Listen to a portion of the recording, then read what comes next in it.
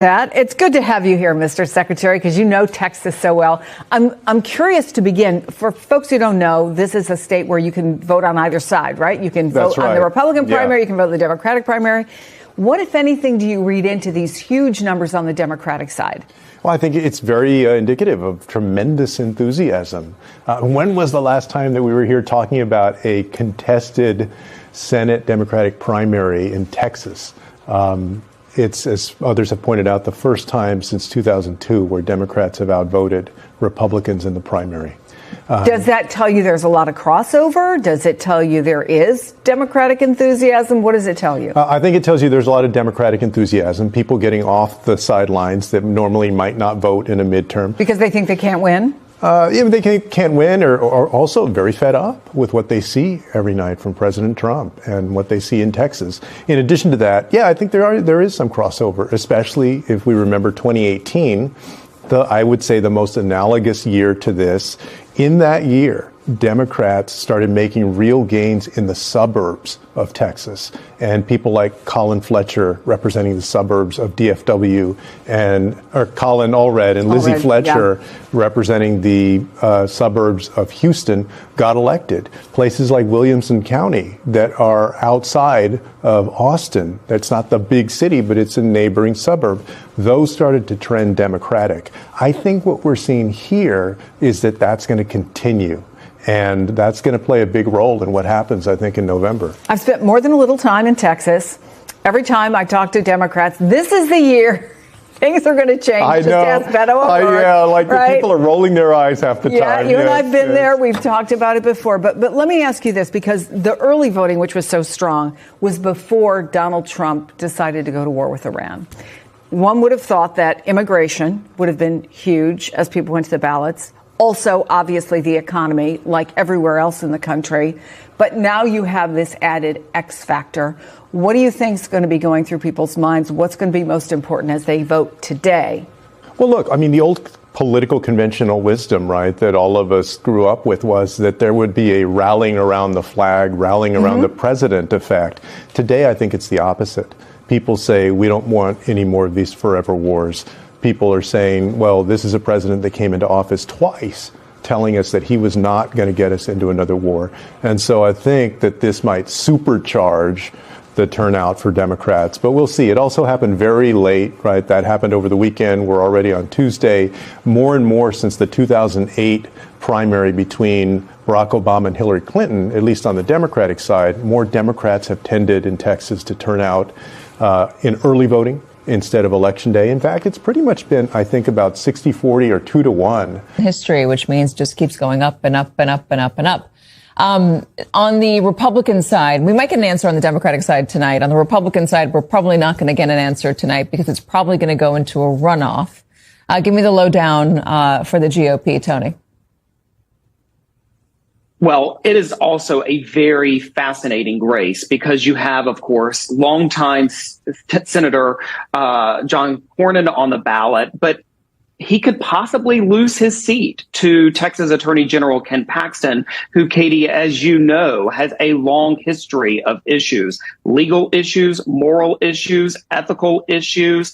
And so the big question on the Republican race is whether or not he is going to make it alone tonight with no runoff, or whether or not he could possibly face a runoff against John Cornyn. Of course, most of the people following that race very closely think that if it becomes a runoff, that increases the likelihood that John Cornyn could possibly lose his longtime seat in the U.S. Senate. So, Chuck, the race on the Republican side, as Tony was laying out, is really interesting because you have Cornyn, who is an incumbent, who is somebody who does have crossover appeal, or at least moderate appeal, in Texas. Ken Paxton is a Republican. He's a firebrand. He's a MAGA loyalist. And by the way, that's crazy to say that John Cornyn is not, because he's voted with Donald Trump and Republicans like 99.9% of the time. But still, that's the way it's being perceived down there, because Cornyn has, I think, at once been critical of Donald Trump. Is Ken Paxton, if he does win, is he really beatable in Texas, or is this just another version of the same story that we keep telling ourselves? If the turnout was the same and if the elections were the same, Democrats would have no chance. But what we're describing to you right now is an anomaly that's happening, and that's why there is a chance. And let me tell you why Cornyn can't win the runoff. Here's some behind the curtains of what's going on in polling and in the vote right now in Texas. There's 12% of the Democratic turnout so far that showed up in-person early vote. Cornell was going to go crazy when I say this. They have 12% of that have a Republican primary voting history. That means they're pulling a Democratic ballot, but they voted in the past in a Republican primary. You know who that is? That's who John Cornyn would be counting on to vote in a runoff. But wait just a second. If you vote in the Democratic primary, you can't show back up and vote in the runoff for John Cornyn. That's why I think he's doomed, and I think that's why Ken Paxton is beatable in November. Chuck, you are a riot. Cornell, what do you think? Well, I think what Chuck is saying is pointing out something is really important. Look, Katie, over 80% of incumbents win re-election, right? It's close to 90% if you're talking about senators.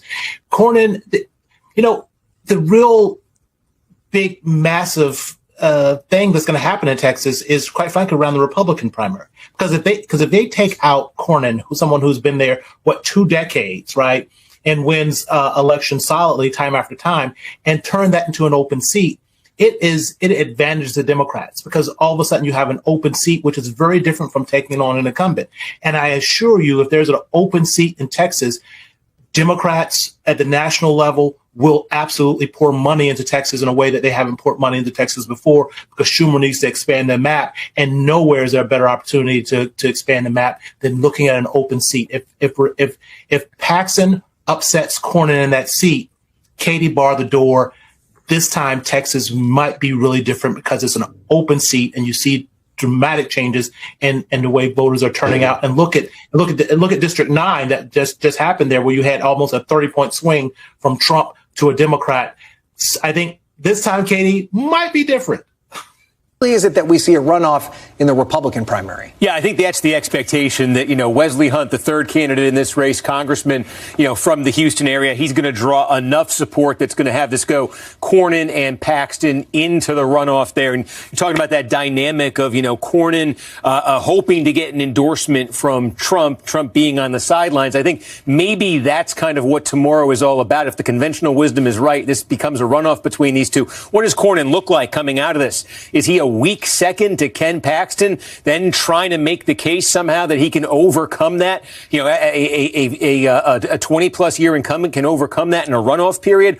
Or does he do a little bit better, perhaps, than expected tomorrow? Could he outfinish Ken Paxton, make tomorrow a show of strength, have some momentum going into that runoff? Maybe that would make him a more viable option to get a Trump endorsement that may end up being the make or break thing in a runoff. Okay. And then how are things looking on the Democratic side? Could there be a runoff there as well, or no? Technically, there could. There is a third candidate in that race who's really not polling anything. But if it were super tight between the top two candidates, the third candidate here getting 1 or 2% could kick it over there. But look, there's a lot of suspense here in this Democratic race. There has been polling that's shown Crockett ahead. There's been polling that's shown her ahead comfortably. There's been polling that has shown Tallarico ahead here. So no one really knows what to expect here. But a couple dynamics are pretty clear in the polling. One is that Crockett is doing extremely well with the black vote. About 1 out of 5 votes in this primary are going to come from black voters. Her political base is around Dallas. That's where her congressional district is. And there's a lot of black votes in that area in particular. So can she run up the score there? Tallarico's political base is right here around Austin. He's in the state legislature. He's doing well, very well with white voters in polling, particularly white college educated voters. So, a lot of area around Austin there, you see a lot of those types of voters. I think the Houston area is going to be a big sort of swing area in this primary tomorrow. And I think it's Hispanic voters. There's been polling that has shown Tallarico way up with Hispanic voters. There has been polling that's shown Crockett ahead with Hispanic voters. That's, I think, the big wild card here. How is the Hispanic vote going to break? Take a look at El Paso, a good chunk of votes out there. Take a look all in South Texas along the border, up into the coastal bend here. I think how the Hispanic vote breaks may end up being what determines this primary tomorrow.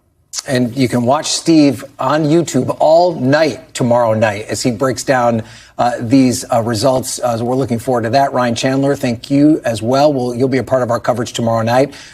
We thank you for watching. And remember, stay updated on breaking news and top stories on the NBC News app or Texas is no longer looking like a Republican fortress. It is looking like a trap. The transcript says Democrats outvoted Republicans in the Texas primary for the first time since 2002, with huge turnout showing real enthusiasm and voters coming off the sidelines because they are fed up with Trump. And the GOP side is even messier. John Cornyn is fighting for survival against Ken Paxton, Trump's MAGA-style candidate. If Paxton wins, Democrats may get a real shot at flipping the seat because even many Texans see him as extreme. But if Cornyn survives, it proves Republicans had to reject the Trump-style candidate just to stay competitive. That is why Trump loses either way. Texas is showing Democratic energy, Republican chaos, and a MAGA brand that may be turning a safe red seat into a nightmare.